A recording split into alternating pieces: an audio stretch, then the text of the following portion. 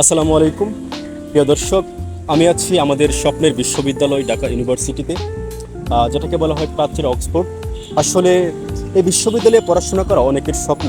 তো আমার লাইফে এই প্রথম আমি এই ঢাকা ইউনিভার্সিটিতে আসলাম। অনেকক্ষণ যাবত ধরে আমি ঘুরে ফিরে সব কিছু দেখলাম এবং ঢাকা ইউনিভার্সিটির যে সৌন্দর্য, মূল ভবন কাজী নজরুল ইসলাম ভবন, তাছাড়াও বিভিন্ন ভবন আমি ঘুরে ফিরে দেখেছি। আসলে খুবই চমৎকার।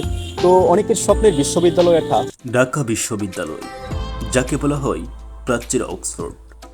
উচ্চশিক্ষার জন্য দেশের প্রথম এবং বৃহত্তম প্রতিষ্ঠান এটি। 1919 সালে ঢাকা বিশ্ববিদ্যালয়ে বিল কেন্দ্রীয় ব্যবস্থাপনা পরিষদে পেশ করা হয় এবং 1920 সালে গভর্নর জেনারেল কর্তৃক চূড়ান্তভাবে অনুমোদিত হয়। 1921 সালে 1 জুলাই আনুষ্ঠানিকভাবে ঢাকা বিশ্ববিদ্যালয়ের যাত্রা শুরু হয়। জন্মলগ্ন থেকে ঢাকা বিশ্ববিদ্যালয়কে বিভিন্ন প্রতিকূলতার সাথে লড়াই করে টিকে থাকতে হয়েছে। অনেকের স্বপ্নের বিশ্ববিদ্যালয় এটি। ইংরেজ আমলে ঢাকা বিশ্ববিদ্যালয় পঙ্গু হয়েছে সাম্প্রদায়িক দাঙ্গা, দ্বিতীয় বিশ্বযুদ্ধ, দুর্ভিক্ষ, দেশ বিভাগে প্রতিক্রিয়া এবং পাকিস্তান আমলে ঢাকা বিশ্ববিদ্যালয়কে টিকে থাকতে হয়েছে ভাষা আন্দোলনের মাধ্যমে। এভাবেই বিভিন্ন প্রতিকূলতার মুখোমুখি হয়ে টিকে রয়েছে আমাদের আজকের স্বপ্নের বিশ্ববিদ্যালয়। তো প্রিয় দর্শক, আমি বর্তমানে আছি ঢাকা বিশ্ববিদ্যালয়, এখন রসায়ন বিভাগের সামনে। ব্রিটিশ আমলে উপমহাদেশের অবহেলিত জনপদগুলোর মধ্যে পূর্ব বাংলা ছিল অন্যতম, যার সংখ্যাগরিষ্ঠ মানুষ ছিল মুসলিম। যে কারণে তারা সাংস্কৃতিক শিক্ষা দিক থেকে এই জনপদের মানুষ উচ্চ শিক্ষা থেকে বঞ্চিত হয়। এভাবেই দিনের পর দিন বিভিন্ন প্রতিকূলতার বাধা পেরিয়ে আজকে গড়ে উঠেছে স্বপ্নের বিশ্ববিদ্যালয়।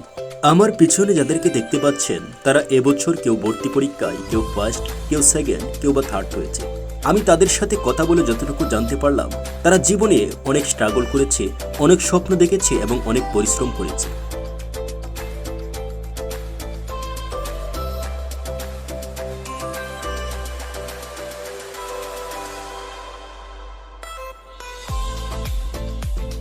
কেউ যদি কোনো বিষয় নিয়ে স্বপ্ন দেখে এবং সে যদি সেটা নিয়ে কাজ করতে পারে এবং চেষ্টা করতে পারে, তাহলে অবশ্যই একদিন না একদিন তার স্বপ্ন পূরণ হয়।